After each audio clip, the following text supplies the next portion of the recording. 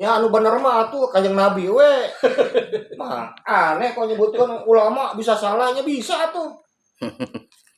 Ya, kalau mereka paham aja sekarang. Ketika Kanjeng Nabi menyatakan bahwa istihad itu kalau benar dapat 2 pahalanya, kalau salah 1. Siapa di situ? Al-Hakimu kalimat itu. Al-Hakim.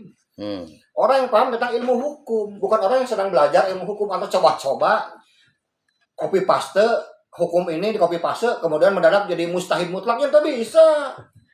Syaratnya. Ada syarat, kumaha. Makanya untuk mendapatkan kebenaran itu kan kaidahnya itu sederhana sebetulnya. Kullu syai'in yahtaju ila ilmin. Segala sesuatu itu butuh ilmu. Wa kullu ilmin yahtaju ila syarhin. Setiap ilmu butuh penjelasan. Wa kullu syarhin yahtaju ila tahqiqin.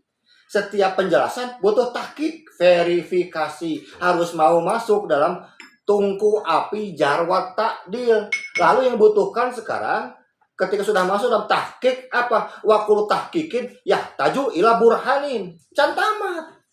Adalah burhan tambahan, burhanin, bukti yang nyata. Lalu apa yang dibutuhkan oleh bukti yang nyata? Wakul burhanin yahtaju ila dalilin qot'iyin awil bayinatin qot'iyatin. Tamat. Yang dibutuhkan sekarang oleh bukti yang pasti atau alat bukti yang meyakinkan. Selesai. Dan itu sudah dipakai dalam kaidah ilmu pengetahuan sebetulnya.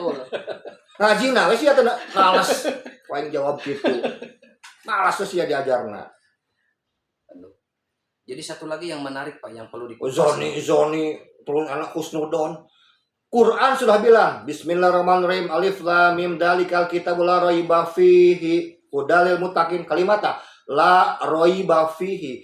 Tidak ada keraguan fihi. Di dalam apa itu fihi? Di dalam Al-Qur'an. Al-Qur'an menceritakan apa aja? Wah, banyak hal macam-macam. Jadi apapun yang Allah sampaikan secara global dalam Al-Quran, la raiba fi, tidak ada keraguan. La raiba fi sama dengan laisa bisakin, tidak ada sak, keraguan. Kalau tidak ada sak berarti dalilnya dalili qot'iyin, harus dalil yang qot'i. Allah pengen dalil itu yang qot'i karena Allah mengatakan la raiba fihi, tidak ada keraguan, enggak boleh ada sak. Berarti dalil qot'i. Tugas para mustahid, para ulama sekarang yang ikut dengan para mustahid mencari dalil yang qot'i. Kalau tidak ada yang qot'i, turun bayinah qot'iyah, turun lagi mutawatir, turun lagi di sana sekarang zoni qawi, turun lagi zoni hasan, turun lagi zoni doif. Zoni doif itu masih bagus karena dia masih punya sanad kepada Kanjeng Nabi Muhammad SAW. Punya jalur. Ada sukroh wa sifadoh dan ibah sukuti. Dari mana jalur ke Kanjeng Nabi? Sok jawab. Ayo kita main kaleci. Ayo tukang main kaleci mah. Satu lagi ini Pak yang harus dijawab. Apakah betul ini ada pergeseran kiblat ulama ke Yaman dari pergerakan ini? Apakah betul? Itulah yang diusahakan dari dulu oleh Snukur Gronye, Pak Dede. Kenapa sekarang di branding yang namanya sekarang Ba'alawi dan mirip-mirip orang Arab? Kebutuhannya begitu. Orang Indonesia dulu, Nusantara dulu asalnya orang Arab. Wah, Sayyid, Syarif. Padahal mah tukang pacul. Saya melihat dari dokumentasi tukang ngangkat barang-barang. Jejak digitalnya pertama kali dibawa ke sini tukang jualan parfum, tukang jualan aki, tukang banyak. Tapi ada juga banyak ternyata yang jadi kapiten dan saya menemukan datanya. Ya banyak, karena memang tujuannya kalau untuk mengalahkan otoritas para ulama asli dan para pejuang asli. Jadi batasi Arab Yaman loh ya, bukan Arab yang lain. Yaman juga dibatasi Hadramaut. Ya, ditaksis, Mukoyan. Supaya kemana-mana. Iya, seperti orang-orang Ba'alawi, wah ajeng jereng. Kasih ke saya teh, Kiai, tahu ini cina dalil Nabi Muhammad memuji orang Yaman. Saya bilang, Kiai, Gus belajar lagi yang benar. Itu cek dulu asbabul wurudnya dari belasan hadis Nabi yang bicara tentang memuji Yaman. Itu Nabi Muhammad sedang memuji sahabat Ansor. Kenapa sahabat Ansor? Sahabat Ansor itu silsilahnya itu adalah dari Yaman, betul. Dia itu sekarang Yaman mana? Makanya harus paham dulu. Itu sahabat Ansor itu secara dicek itu lah J2 dan J1. Hmm. Sahabat Ansor. Orang Arab itu mah asli sahabat Ansor. Jadi sedang memuji sekarang sahabat Ansor. Semua sekarang hadis-hadis yang memuji Yaman memuji sahabat Ansor. Karena bersama dari Yaman semua itu. Apakah ada hadis dan keterangan Pak memuji Hadramaut?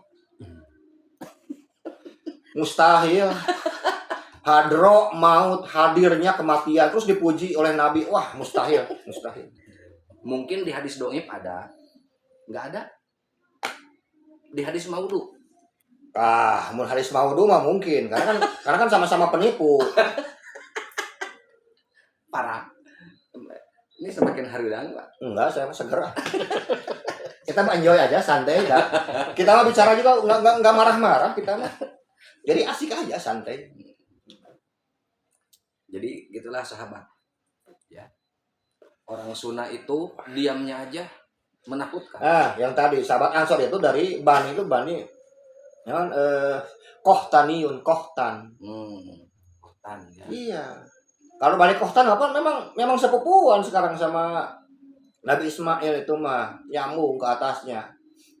Gitu, dari Amir. Kita melenceng agak jauh nih ke atas sana. So, ke mana? Ternyata Bani Nusantara itu dari Aji Saka. Di dalam kitab Miladun Niren, Profesor Dr. Manahem Ali membahas Pak. Ternyata itu dari Bani Ismail. Nah, itu boleh dikutip nggak Pak? Tentang sekarang kutipan Aji Saka dari Mim Bani Ismail itu ada kemungkinan dari istri lain dari Nabi Ismail. Siti Kanturo. Dari Siti Kanturo. Sampai sekarang itu ada satu perkampungan di daerah Thailand atau Patani yang disebut dengan Kampung Kanturo. Itu. Ya sekarang kalau istrinya sekarang ya, jadi kan begini kalau dalam ilmu DNA yang saya tahu itu sekarang seorang laki-laki nih, jangan 4, sekarang 10 lah istrinya. Masing-masing istri punya anak lagi, punya masing-masing istri melahirkan. Ya, anaknya dari sekian banyak, laki-laki semua ada nih. Itu kan tetap membawa haplogrup bapaknya. Jadi istrinya yang manapun tetap haplogrup bapaknya Nabi Ibrahim akan dibawa. Ya. Jadi nggak perlu aneh kalau misalnya sekarang di Arab, di Maroko, di Mesir, Irak, Iran, ya termasuk di Pulau Jawa ada yang J1, ya kan? Ya nggak perlu aneh, karena ada mutasi perjalanan mereka ke sini. Ternyata membuktikan bahwa daya tahan haplogrup itu usianya bisa puluhan ribu tahun, bisa sampai ratusan ribu tahun. Kecuali ada sesuatu yang menyebabkan memang harus berubah total mutasi tersebut. Tapi selama sekarang tidak ada, normal-normal saja, yang berubah itu ya di bawahnya, di subklet cabang. Ya. Ini J1, tetap bawahnya ada J lagi, J apa, J lagi, J apa. Jadi tetap J itu sebagai penanda ini adalah asal tadi, pokoknya ini ya dari atas. Ya. Terus sekarang dalam kajian sejarah kan bahwa Nabi Ibrahim itu kan termasuk sekarang salah satu leluhur bangsa Arab kuno.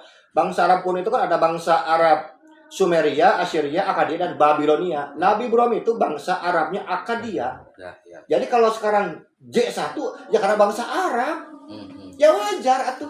Anaknya Nabi Ismail dan Nabi Ishak pasti bangsa Arab. Dibuktikan fakta sekarang dengan tes DNA. Kohinem yang sekarang menjaga sekarang ulama orang-orang Yahudi, ternyata J1 sama dengan banyak yang sekarang terjadi di Timur Tengah, J1 juga. Nabi Ismail, Nabi Ishak J1 karena dari Nabi Ibrahim. J1. Andai kan sekarang Ba'alawi J1 seharusnya mencari data ini dari istri Nabi Ibrahim yang keberapa, lebih logis buat saya maka. Itu tugas berarti itu. Lebih gampang nyarinya. Ya. Ada mau tiga Babilonia ya. Tapi kan pada faktanya mayoritas G dan memang rata-rata G dari Ba'alawi. Iya, itu artinya ada sekelompok orang lain yang mungkin masuk entah tahun keberapa ke daerah Yaman. Menikahlah di sana. Gitu. Kenapa sekarang bangsa Yaman mirip-mirip sekarang mukanya dengan orang Arab? Ya kan memang dari dulu menikah kawin campur dengan orang Arab. kebudayaan Arab. Islamnya sekarang agamanya agama Islam. Ya wajar, bahasanya bahasa Arab. Memang sudah dari dulu. Ternyata dibuktikan ya eta ilmu DNA sekarang itu kan alat musen modern, bainah qot'iyah atau korinah qot'iyah. Artinya tidak semua orang yang face-nya mukanya orang Arab memiliki haplogroup bangsa Arab ternyata. Betul. Ya, Itu yang keren mah. betul. Ya terus masalahnya di mana? Kalau sekarang muka kita Arab kan nggak seganteng kan? Hmm. Apakah sekarang wajib haplogrupnya ikut juga sekarang? Ya satu kan nggak juga. Ada penting balik lagi. Itu penting mah takwa, soleh. Orang Indonesia mah ideologinya Pancasila atau macam-macam. Atau ditambah jadi Iya, ya kita ini masih menahan diri, masih menahan diri. Satu lagi, ini hampura nyuwun sewu ke semuanya apabila pertanyaannya bikin harudak. Ya, ini Pak, belakangan ini udah beberapa tahun ke belakang ada yang mengglorifikasi sebagai imam besar. Nah, apakah ini memang benar imam mujtahid mutlakah, imam fatwakah, atau imam versi Syiah? Tolong dijawab Pak. Dalam kajian buku saya itu ini mendekati ada persamaan lah, ingin mengglorifikasi seperti Imam Syiah, seperti Imam Ayatollah Khomeini lah, kurang lebih seperti itu. Ya.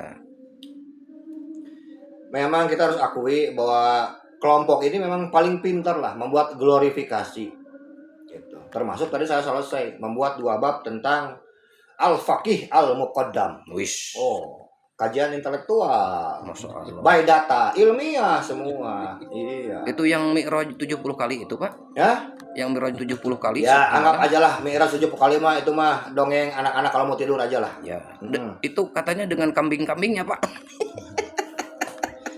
ini glorifikasi atau perendahan ini juga harus dikaji ulang. Iya. Enggak, glorifikasi itu untuk merendahkan ulama yang memang telah yang disematkan gelap dengan prestasi dengan dikuatkan oleh mutaba'ah, direndahkan, maka diglorifikasi. Contoh, dalam buku itu saya tuliskan. Kenapa sekarang Mbak Alawi banyak menggunakan sekarang cerita-cerita khurafat ketika masuk Nusantara?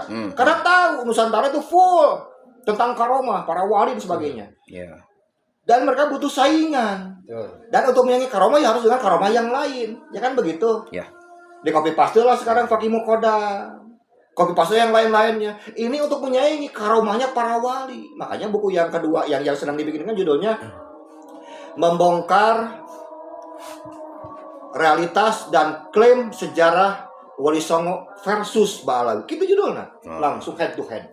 Lebih panas lagi. Ya, kita tunggu Namun season bahasa ketiga. advertising branding.